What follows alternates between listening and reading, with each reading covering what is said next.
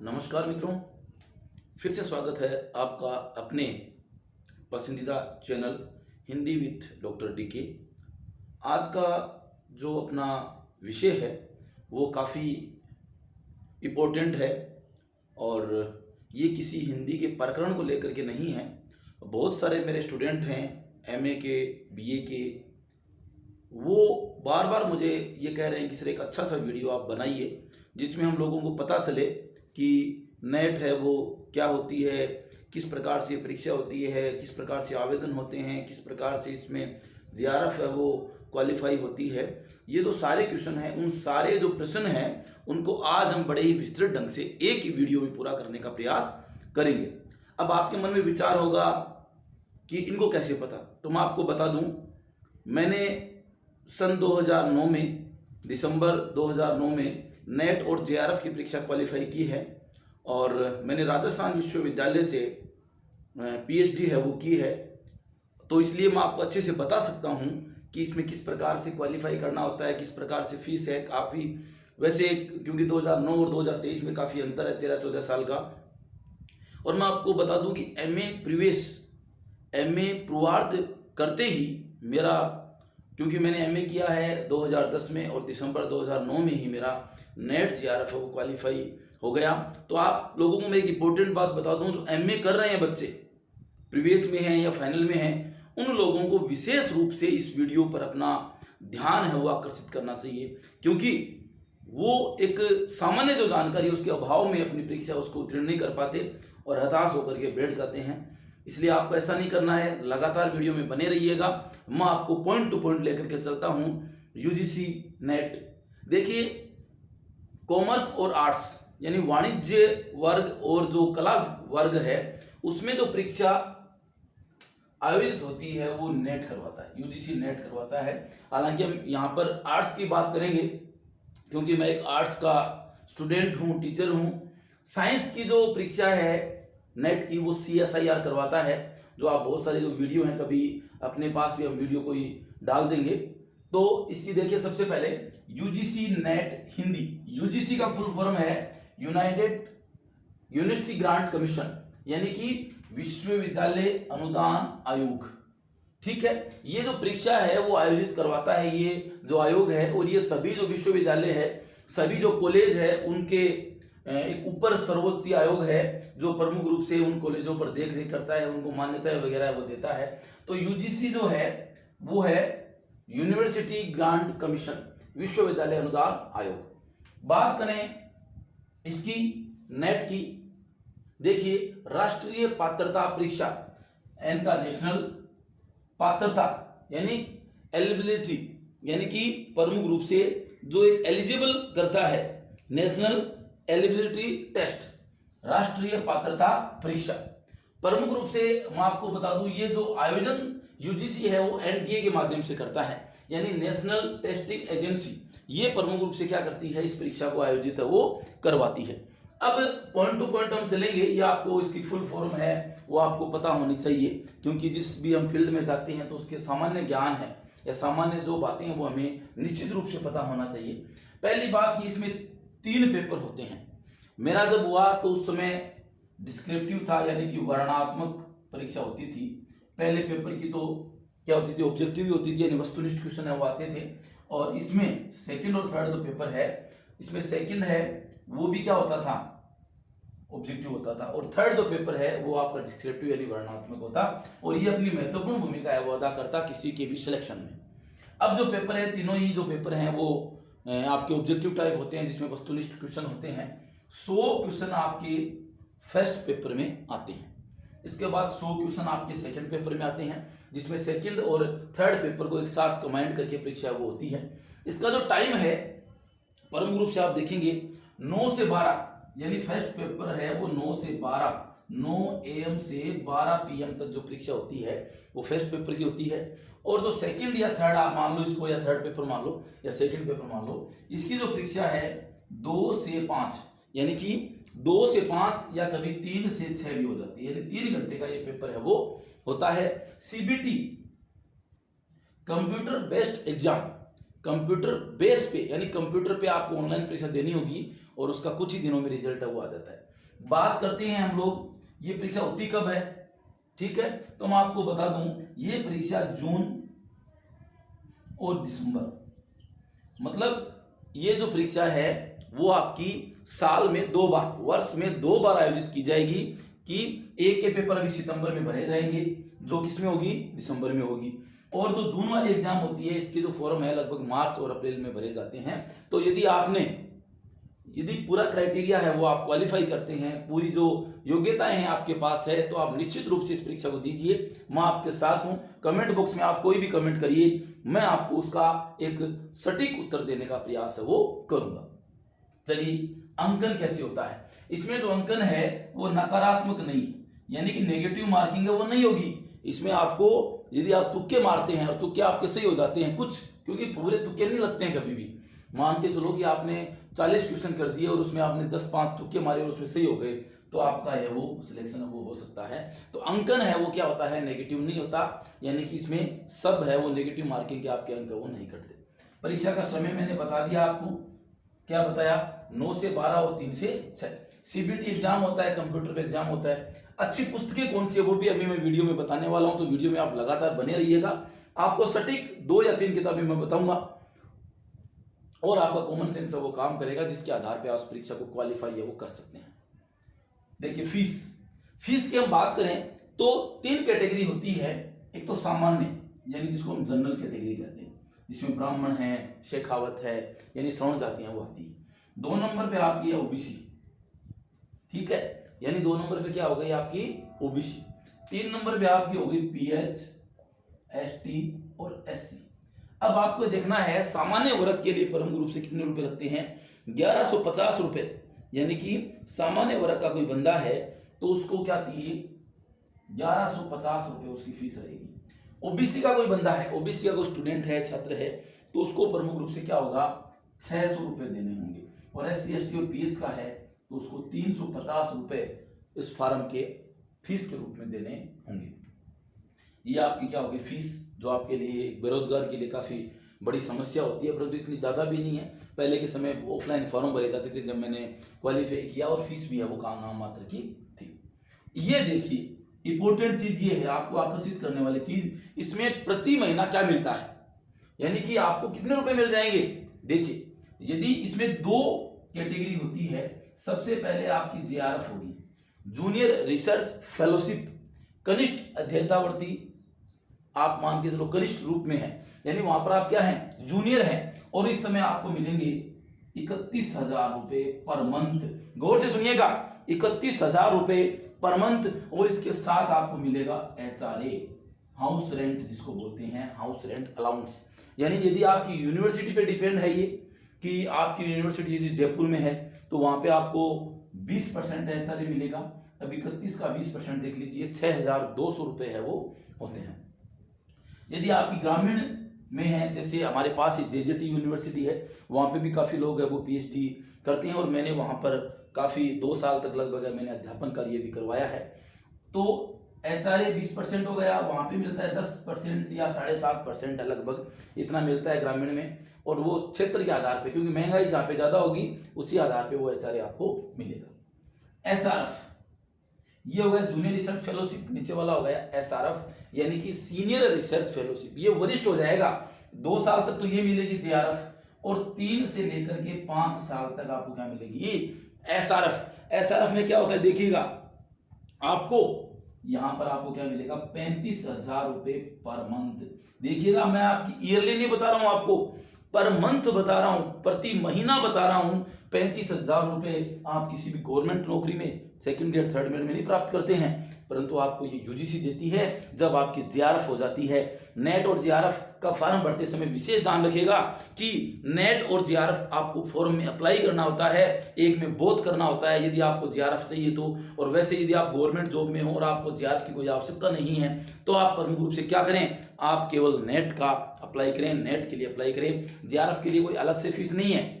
बहुत सारे बच्चे ये डाउट होता है कि अलग से फीस नहीं है। फॉर्म भरते आप विशेष ध्यान रखें कि नेट प्लस जेआरएफ, दोनों अप्लाई करें यदि वो बच्चा बेरोजगार है तो। यदि उसकी जीआरएफ क्वालिफाई होती है यानी वो टॉप रैंकर्स में आता है, देखिए मान के चलो 10% बच्चों की क्या हो गई, नेट हो गई, तो उसमें से जो टॉपर्स होते हैं मतलब 2% 3% निकालते हैं, मैंने एक उदाहरण बताया आपको, उनकी जीआरएफ हो जाएगी। उनको 3 साल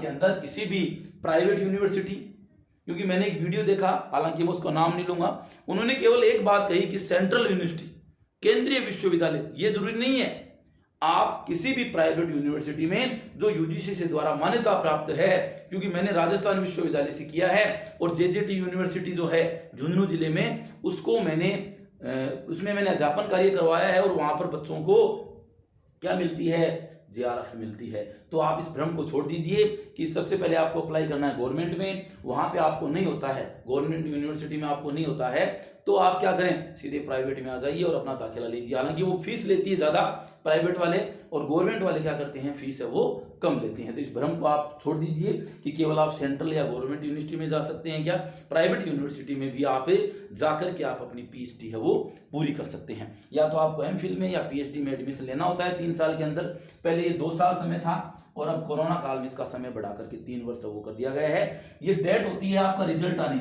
सर्टिफिकेट आपका जो इश्यू होता है, आपके जो डिजी लॉकर पे जो आपके आ जाते हैं डॉक्यूमेंट्स, उसमें डेट लिखी होती है, उससे लेकर के 3 साल का समय आपको मिलता है। किसी भी मान्यता प्राप्त यूजीसी से आप यूनिवर्सिटी में जाइए, वहां पर आप जाकर के अपना एडमिशन हो लीजिए। ठीक है, ये बात हो गई जीआरएफ और एसआरएफ, बड़ी इंपॉर्टेंट चीज है आपके लिए। पीजी में क्या होना चाहिए, परसेंटेज क्या होना चाहिए, तो ये मैं बता दूं आपको, सामान्य के लिए 55% यानी 55%, और ओबीसी और पीएच और एसटी/एससी के लिए 50% होना आवश्यक है।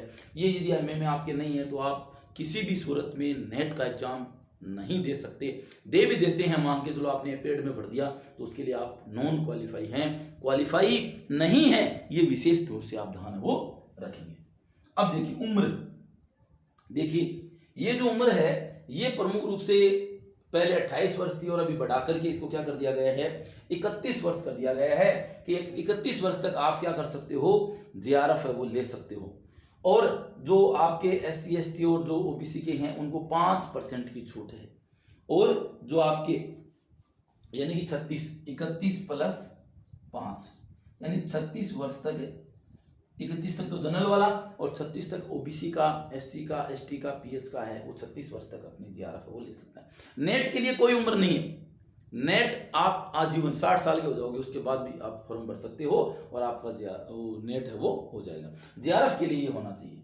आवेदन कब करें, ये मैंने आपको बता दिया, दिसंबर और जून में। कोरोना में थोड़ा सा गड़बड़ा गई थी गाड़ी, परंतु वापस आ गई है, अभी फॉर्म भरे जाएंगे, तो आप निश्चित रूप से भरें। हम लोग हिंदी के जो स्टूडेंट हैं उनको मैं बता दूं, हिंदी के जो स्टूडेंट हैं जिन्होंने हिंदी से एमए कर रहे हैं या किया है, वो मेरे को कमेंट जरूर करें, क्योंकि हम लोग एक सामूहिक रूप से तैयारी करेंगे। वीडियो मैं आपको डालूंगा यूट्यूब पर, तो साथ ही साथ हम लोग ऑनलाइन भी स्टडी करेंगे, जिससे आप लोग एक अच्छी सटीक तैयारी कर सकें, क्योंकि किसी चीज़ का अनुभव जो है वो बड़ी अपनी अहमियत है वो रखता है। तो हम निश्चित रूप से सफलता को अर्जित करेंगे।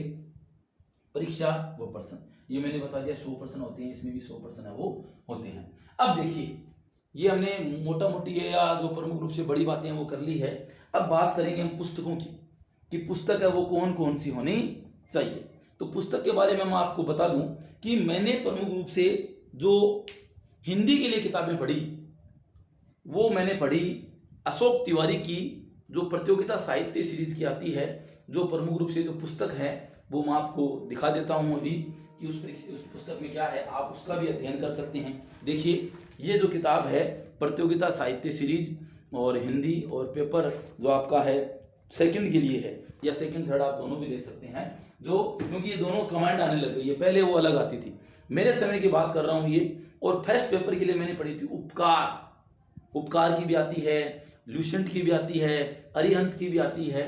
परंतु अब वर्तमान समय में यदि आपको नेट क्वालिफाई करना है तो मैं आपको 2 हिंदी की पुस्तकें बता रहा हूं। 2 हिंदी की पुस्तकें आप जरूर खरीदें। ये देखिए मेरा मित्र है अशोक तिवारी, तो ये नहीं है, अशोक तिवारी जैसी इसकी एक व्यू रचना है।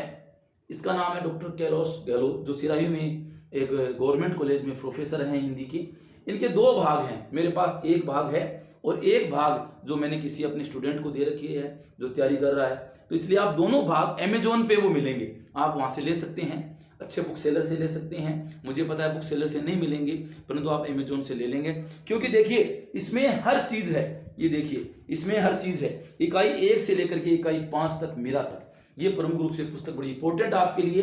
तो 2 भाग इसके खरीदेंगे। इसके अलावा जो प्रथम जो पेपर है उसके लिए आप, यानी कि जो शोध अभिवृद्धि जो पेपर होता है या रिसर्च मैथोलॉजी के लिए जो पेपर होता है, उसकी आप अरिहंत की, उपकार की, ल्यूसेंट की कोई भी पुस्तक है वो खरीद सकते हैं। और प्रमुख रूप से हम लोग बात करेंगे कि इसमें आएगा क्या क्या। तो सबसे पहले हम हिंदी की बात करेंगे कि हिंदी में आएगा क्या। हिंदी में देखिए 1 नंबर इकाई में है हिंदी भाषा का उद्भव व विकास। मैं बोल ही रहा हूँ, आप नोट डाउन कर लें या अपने हिसाब से उस चीज़ को दिमाग में बैठा लें। पहला है हिंदी भाषा का उद्भव व विकास। दूसरा जो है हिंदी साहित्य का इतिहास। देखिए बड़ी इंपॉर्टेंट चीज है हिंदी साहित्य का इतिहास। आदिकाल, भक्तिकाल, रीतिकाल और आधुनिक काल, चारों जो काल है प्रमुख रूप से इसके दूसरी यूनिट में आपको पढ़ने पड़ते हैं। बात करते हैं तीसरी यूनिट। तीसरी जो यूनिट है उसको आप पढ़ेंगे साहित्य शास्त्र, यानी कि पाश्चात्य काव्य शास्त्र और भारतीय काव्य शास्त्र दोनों को आप प्रमुख रूप से साहित्य शास्त्र में पढ़ेंगे, जिसमें आपका पाश्चात्य में अरस्तु आ जाएगा, क्रोचे आ जाएगा, लोजाइनस आ जाएगा, वही भारतीय में भरत मुनि आ जाएगा, आनंदवर्धन आ जाएंगे, कुंतक है, मम्मट है, ये सब इसमें प्रमुख रूप से शामिल कर ले जाएंगे। उसके बाद चौथी यूनिट है, उसमें वैचारिक पृष्ठभूमि आएगी, जैसे गांधी जी की आ गई, अम्बेडकर जी की आ गई, ठीक है। पांचवी जो यूनिट है हिंदी कविता। ये पुस्तक खरीदेंगे तो आप संपूर्ण रूप से आपके सामने आपका एक सिलेबस है वो जारी हो जाएगा, और ये सिलेबस आप यूजीसी की साइट पे जाकर भी ले सकते हैं। बात करते हैं हम आगे 5 यूनिट में, जिसमें हिंदी कविता है, जिसमें निराला है, अयोध्या सिंह उपाध्याय है, जयशंकर प्रसाद है, महादेवी वर्मा है, और बहुत सारे जो कवि है वो भी आपके आ जाएंगे, जिसमें सुमित्रा नंदन पंत है, बिहारी है, तुलसी है, सूर है, सब आ जाएंगे। इसके बाद इकाई 6 में आपके हैं उपन्यास। प्रमुख रूप से उपन्यास हैं, जिसको आप, जैसे गोरीदत्त का देवरानी जेठानी की कहानी है, प्रेमचंद का गोदान है, यशपाल का झूठा सच है। इसका एक अलग से वीडियो हम सेपरेट बनाएंगे, क्योंकि काफ़ी बड़ा हो जाएगा वीडियो, और अपने जो है उसमें आपको काफ़ी दिक्कत हो सकती है।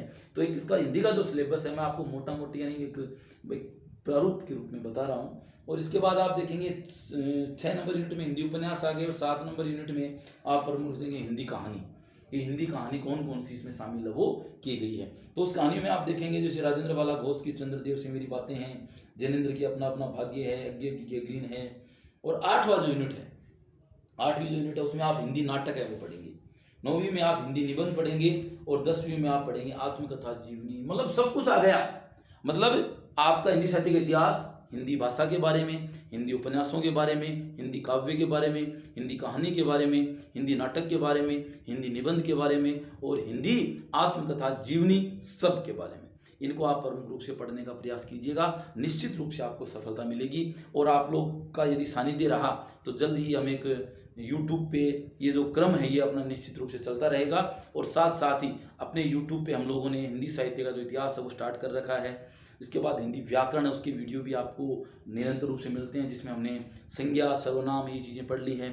और जो भी माइनर और जो मेजर जानकारियां हैं, छोटी मोटी जानकारियां हैं, सबको हम यहाँ पर करने का प्रयास करते हैं। और उसके बाद देखिए फेस्ट पेपर प्रमुख रूप से क्या होता है, रिसर्च के बारे में होता है कि रिसर्च अभिवृत्ति क्या होती है, रिसर्च योग्यता क्या होती है, रिसर्च मैथोलॉजी क्या होती है। तो इसमें प्रमुख रूप से 100 क्वेश्चन आते हैं, और 10 जो विषय हैं वो प्रमुख रूप से हैं teaching aptitude, research aptitude, comprehension, communication, mathematical reasoning and institute, logical reasoning, data interpretation, ICT यानी इंफॉर्मेशन एंड कम्युनिटी टेक्नोलॉजी। उसके बाद पीपल डेवलपमेंट और हायर एजुकेशन प्रणाली, यानी शिक्षा प्रणाली के बारे में जो भी कुछ होता है वो आपको पूछा जाता है।